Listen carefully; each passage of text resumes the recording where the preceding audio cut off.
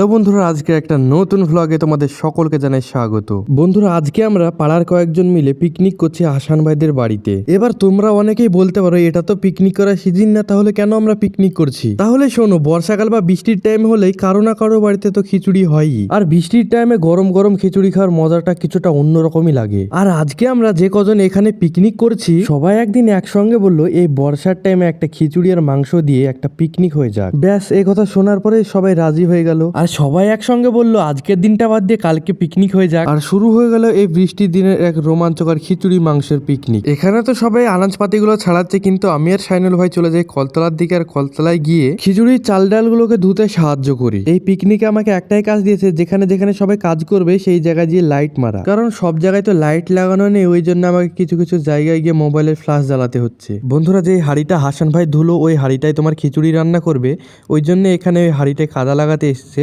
যদি এই হাঁড়িটার গায়ে কাদা না লাগায় তাহলে হাঁড়িটা নষ্ট হয়ে যাবে। বন্ধুরা, এখানে হাসান ভাই জানতো না যে এমনি হাঁড়ি যদি উনুনের উপর বসানো যায় তাহলে পুরো কালিটা পুরো হাঁড়ির গায়ে লেগে যায়, তখন সেই কালিটা আর উঠতে চায় না। আর সেম সিস্টেম তোমার এঁটেল মাটির ক্ষেত্রেও হয়। এঁটেল মাটি যদি হাঁড়ির গায়ে লাগানো যায় তাহলে সেটা উঠতে চায় না, তারপরে সেটাকে আবার ধুতে হলো।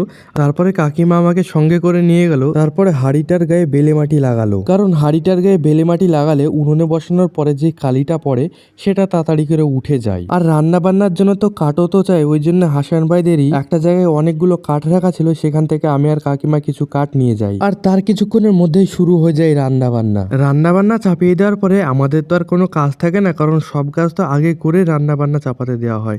আর ওই জন্য আমি চলে যাই ছাদের উপরে গিয়ে নিলয়রা বসেছিল, তো ওদের সঙ্গে একটা জায়গায় বসি। তারপর আমরা কিছুক্ষণ পর নেমে আসি, আর নেমে আসার পর আমরা দেখতে পাই আমাদের খিচুড়িটা রান্না কমপ্লিট হয়ে গেছে, কিন্তু মাংসটা আর একটু বাকি আছে। অবশেষে আমাদের রান্না বান্না কমপ্লিট হয়ে যাওয়ার পরে আমরা প্লেট নিয়ে খেতে বসে যাই সবাই মিলে।